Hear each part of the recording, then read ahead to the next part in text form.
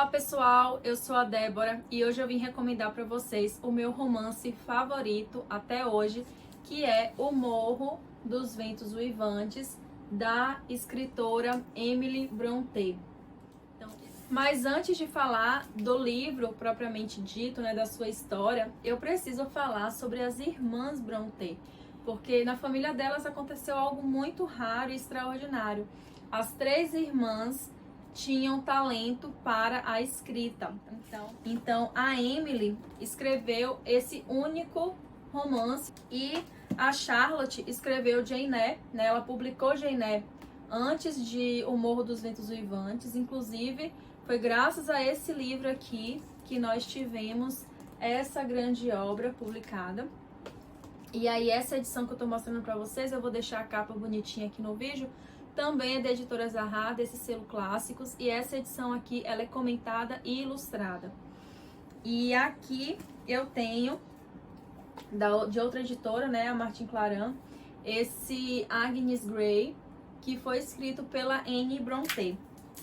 Essa edição aqui diferentona, uma edição bonita também, de outra editora, mas eu mostrei detalhes dele no unboxing, eu vou deixar aqui embaixo para vocês, caso alguém se interesse por ele.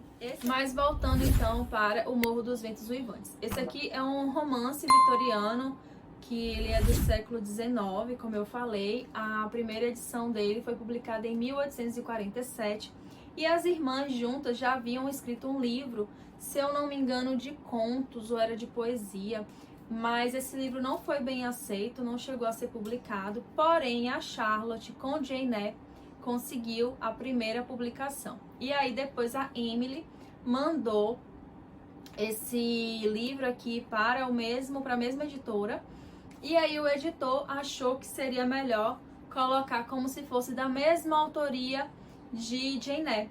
Porém, as irmãs bateram firme lá e conseguiram então publicar com o nome da Emily Brontë.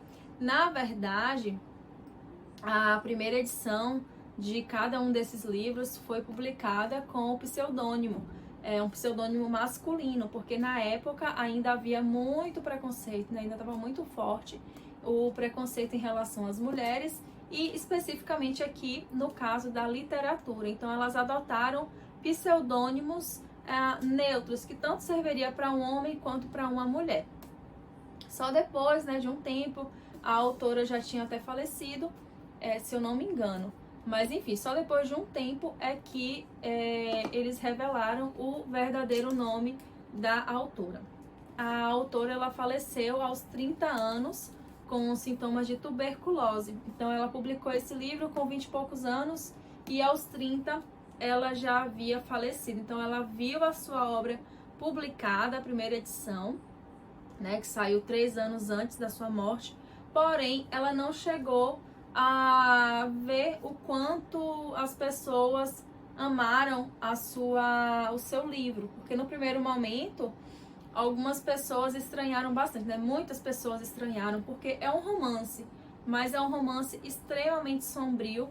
Inclusive o início dele já lembra muito uma história de fantasma. Então as pessoas não aceitaram assim muito bem, não. O livro foi publicado, foi vendido, mas só depois de muito tempo é que ele passou a ser amado. Infelizmente a autora não viveu bastante para ver isso, ver o seu livro se tornar um clássico da literatura mundial. Mas vamos então aqui para a história de fato. Eu já falei que é um romance vitoriano, que é sombrio, que parece que é história de fantasmas. E esse livro, ele é dividido em 2 momentos.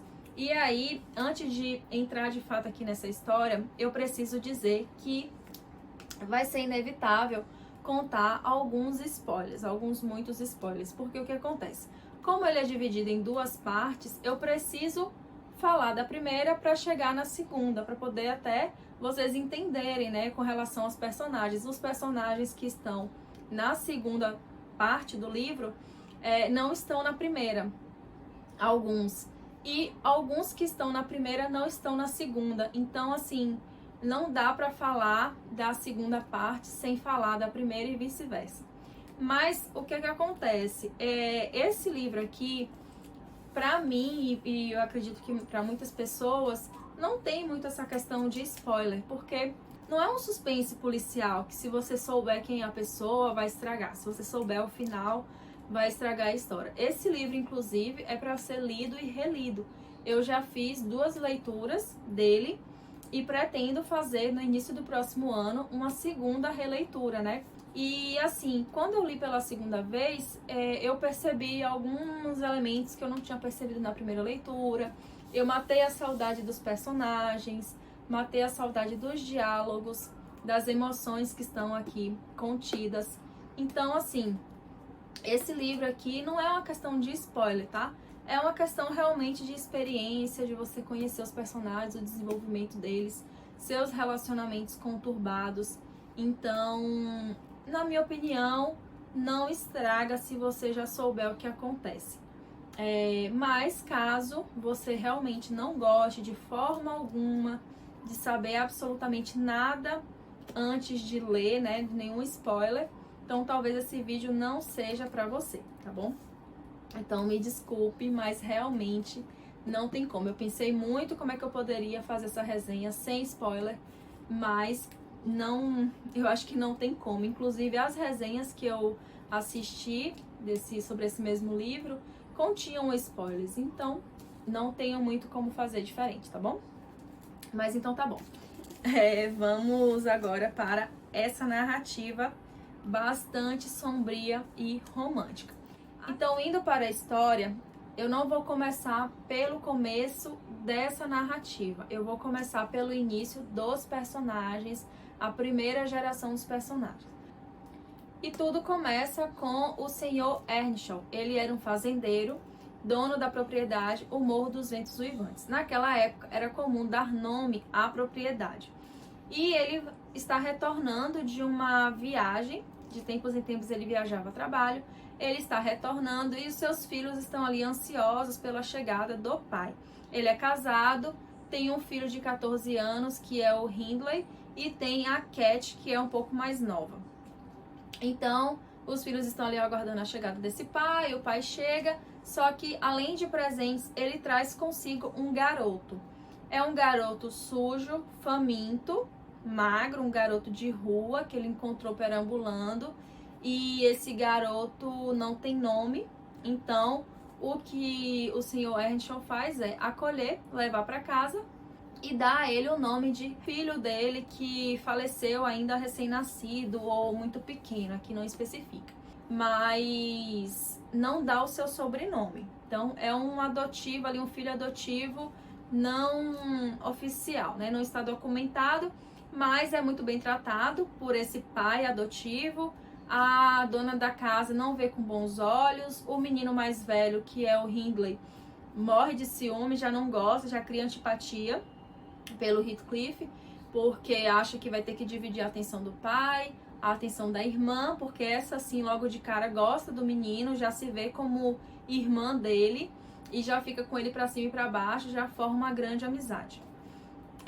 Porém, o pai dessa família, né, o senhor da casa, ele não vive por muito tempo.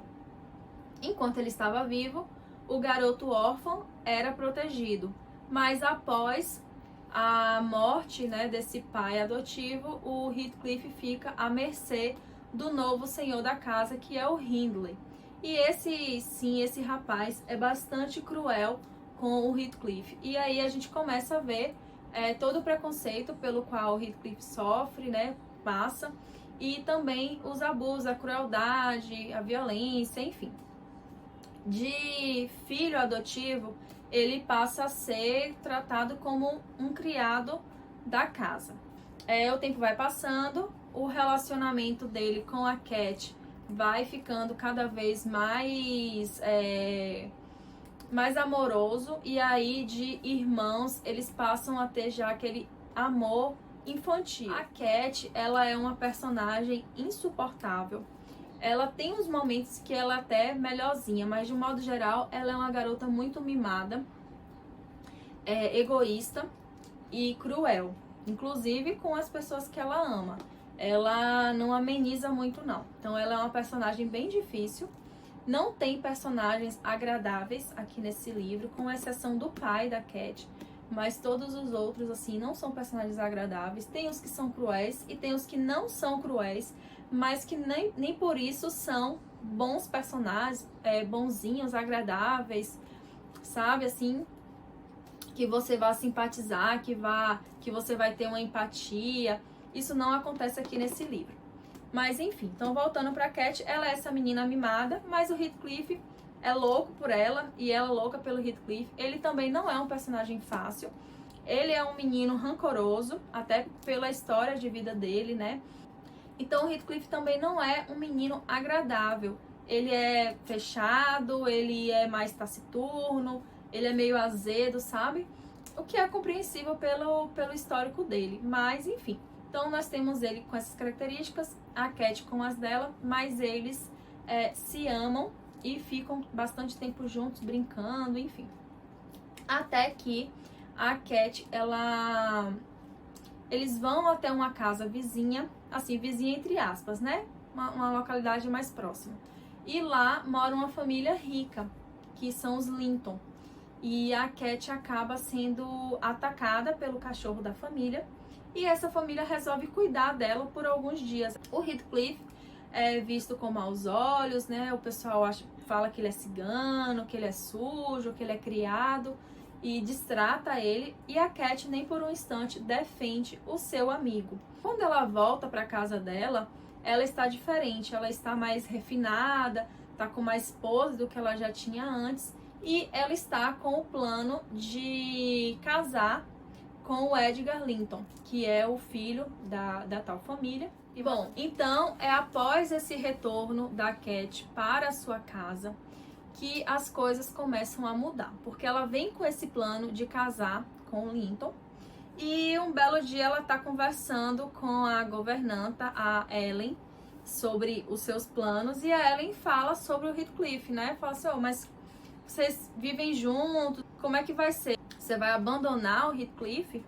E aí eu vou ler aqui para vocês a resposta que a garota dá para Ellen, porque essa resposta dela resume a relação entre ela e o irmão adotivo. Então ela responde com indignação: ele abandonado, nós dois separados, quem vai nos separar? Diga-me. E aí ela fala assim: ele vai ser para mim tudo o que sempre foi, a vida toda. Aí ela questiona a Ellen, né? Já nunca lhe ocorreu que se Heathcliff e eu nos casássemos, seríamos uns pobretões? Por outro lado, se eu me casar com Linton, posso ajudar Heathcliff a melhorar de vida e tirá-lo do jugo do meu irmão. E aí mais adiante ela fala ainda nesse sentido: meus maiores sofrimentos neste mundo foram os sofrimentos de Heathcliff, e observei e senti cada um deles desde o início. O maior pensamento que tenho na vida é ele. Se tudo mais perecesse e ele permanecesse, eu continuaria a existir. E se tudo mais permanecesse e ele fosse aniquilado, o universo passaria a ser estranho. Eu não mais faria parte dele. Meu amor por Linton é como a folhagem do bosque. O tempo há de transformá-lo, não tenho dúvidas. Como o inverno transforma as árvores. Meu amor por Heathcliff se assemelha às rochas eternas sob o bosque. Uma fonte de alegria pouco visível, mas necessária. Nelly, eu sou Heathcliff. Só que aqui o que acontece é que Heathcliff escutou tudo que ela falou. Como ele é rancoroso, e também por ouvir isso, né, que não é uma coisa fácil de se escutar, ele resolve fugir. E a Cat se casa com o Edgar Linton, como era já o seu plano. O tempo passou e o Heathcliff retorna para o Morro dos Ventos Uivantes. Assim como em O Grande Gatsby, nós temos esse retorno do personagem rico e um grande mistério em torno dessa riqueza. Qual é a fonte da riqueza? Mas ele aproveita essa riqueza, né? Ele utiliza desse dinheiro para colocar em prática a sua vingança, porque ele bolou uma vingança, né, um plano ao longo desses anos que ele passou longe, e essa vingança inclui todas aquelas pessoas envolvidas ali no passado dele. E aí ele retorna, se reencontra com essas pessoas, com essas figuras e com a Cat. E ela reclama dele, né, por ele ter sumido, que ela ficou preocupada e não deu notícias, enfim. E aí ele responde a ela o seguinte: você agora me mostra como tem sido cruel e falsa. Por que me despreza? Por que traiu seu próprio coração, Cat? Não tenho uma única palavra de consolo para oferecer. Você merece tudo isso. Matou a si mesma. Porque nem a tristeza, nem a degradação, nem a morte, nem nada que Deus ou Satã pudessem nos infligir haveria de nos separar. Você, de livre e espontânea vontade, fez isso. Não partiu seu coração. Foi você quem o partiu. E ao fazer isso, partiu o meu também. Pior para mim ser forte. Se quero continuar vivo, que tipo de vida vou ter quando... Ah, meu Deus, você gostaria de viver com a alma no túmulo? Bom, nesse momento aqui, Cat, ela já tá bem abalada, né? No momento dessa fala, ela tá bem perturbada com esse retorno de Heathcliff. Ele deixa muito claro que ele tá ali pra atormentar, pra incomodar mesmo, pra dar um retorno, né, do que ele sofreu. Bom, e aí essa situação culmina na morte da Catherine. Ela, como eu falei, ficou bem abalada com esse retorno do Heathcliff e ninguém sabia, mas ela estava grávida. Então isso também prejudicou, porque ela estava grávida e ao invés de ter cuidados redobrados, ela estava cada vez mais fraca. E aí aqui nós temos na página 195 a reação de Heathcliff ao saber que ela faleceu. E aí quem nos conta é a governanta, né? Porque quem conta essa história é a Ellen, né? Ela que é a narradora, ela que acompanhou da primeira geração até a segunda. Então é ela quem nos conta esses momentos. E aí ela fala pro Heathcliff, né? Que a Cat não recuperou os sentidos, não reconheceu mais ninguém desde o instante em que o senhor a deixou. Jaz com um sorriso tranquilo no rosto e seus últimos pensamentos foram visitas aos dias prazerosos do passado. Sua vida se encerrou num sonho suave, que ela desperte com a mesma doçura do outro lado. Então nós temos aqui a resposta do Heathcliff a essa fala da Ellen, que ela desperte em meio ao tormento. Ora, ela mentiu para mim até o fim. Onde está? Não está lá, não no céu, não se foi, onde? E aí ele coloca assim: e rezo uma única oração, que hei de repetir até perder o fôlego. Catherine Earnshaw, que você não encontre descanso enquanto eu viver. Disse que a matei? Venha me assombrar então. Aí eu vou pular para o início do livro, que é quando, em 1801, estou aqui pegando a minha pesquinha aqui para o vídeo, porque tem muitas datas, páginas aqui que eu já deixei sinalizadas para ler para vocês. Então, em 1801, nós temos um novo personagem, que é o senhor Lockwood. Ele aluga uma casa do Heathcliff. E aí é bastante engraçado assim esse encontro entre eles, porque o Heathcliff, ele é uma pessoa amargurada, uma pessoa nada simpática, ele chega a ser grosseiro, né? Ele tem aqueles momentos ainda de crueldade em sua fala. Ele tem um criado que parece muito até com o próprio patrão, esse jeito duro de ser, sarcástico. E tem mais algumas pessoas ali na casa, mas assim, quem domina é realmente o Heathcliff. Então fica esse clima aí tenso, e que esse inquilino quer ser simpático, quer ser educado, mas não tem uma resposta positiva.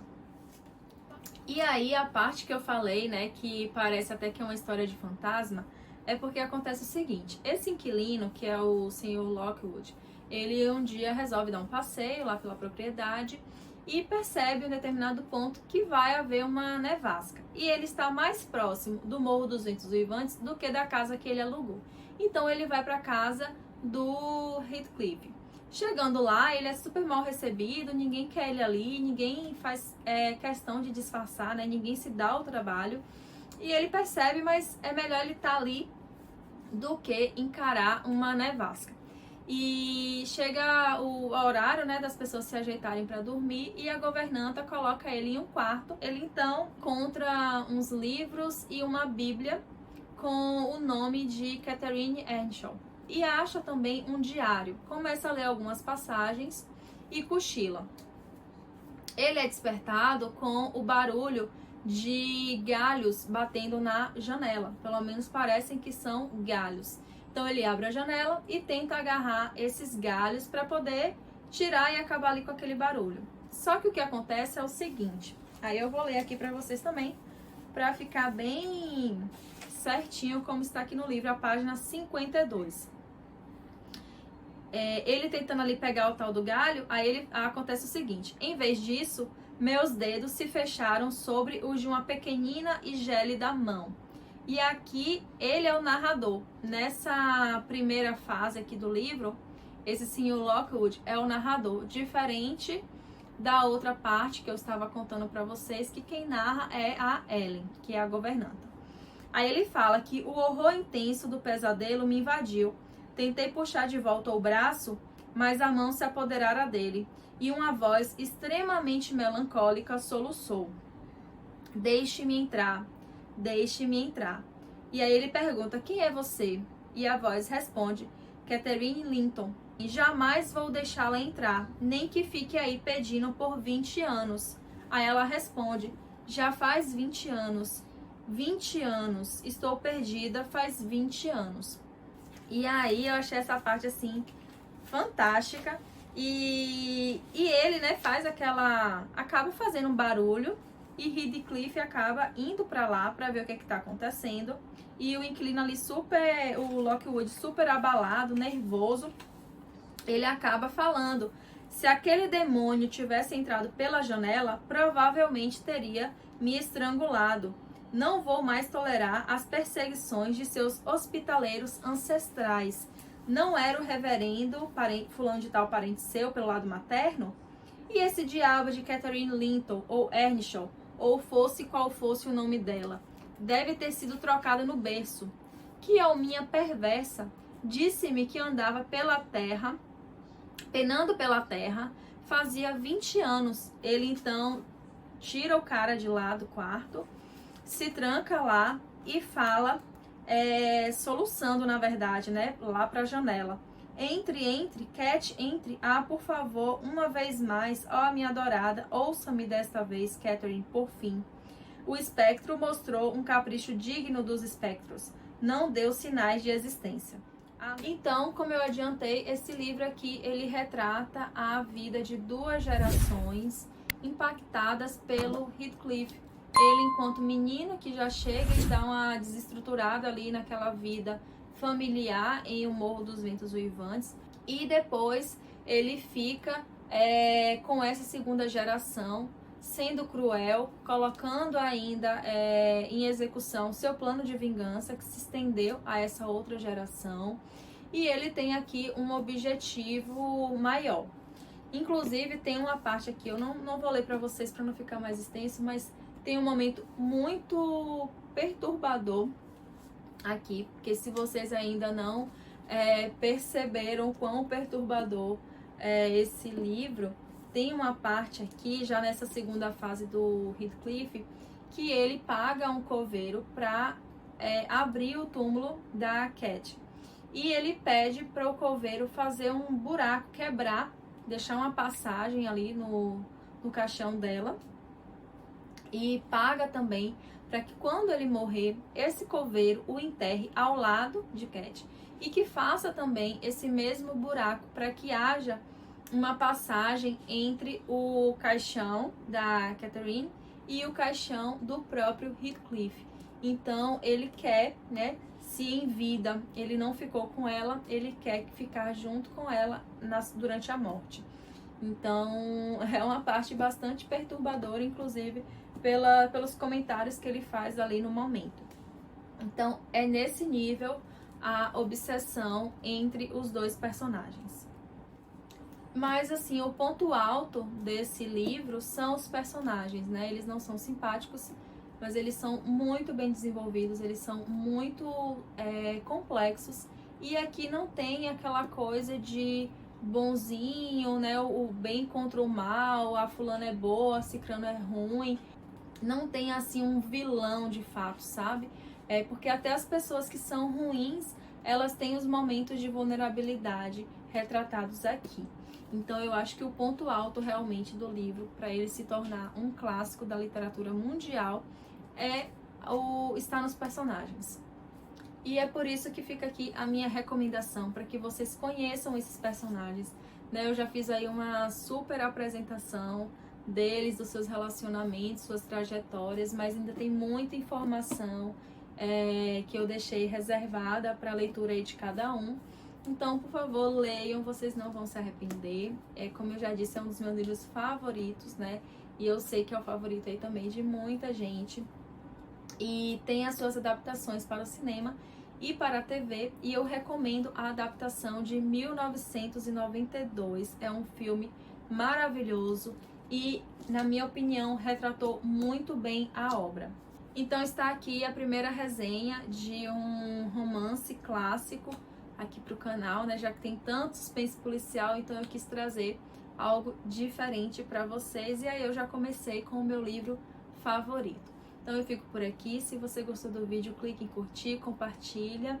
E se não se inscreveu ainda no canal, aproveita e já se inscreve. Um beijo e até o próximo vídeo.